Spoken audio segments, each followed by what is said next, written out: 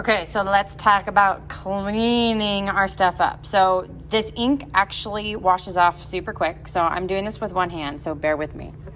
So when you are rinsing off your printing plate, you just rinse it with water.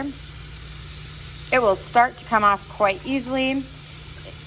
If you want to get it a little bit more or a little faster, take a paper towel and just kind of help scrub it down, okay? And you will see that you're not gonna be able to get everything out, and that's okay.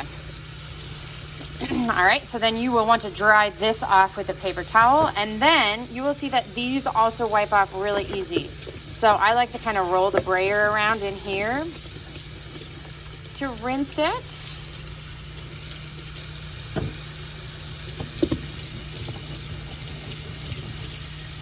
Makes it super easy. You don't really have to do any scrubbing.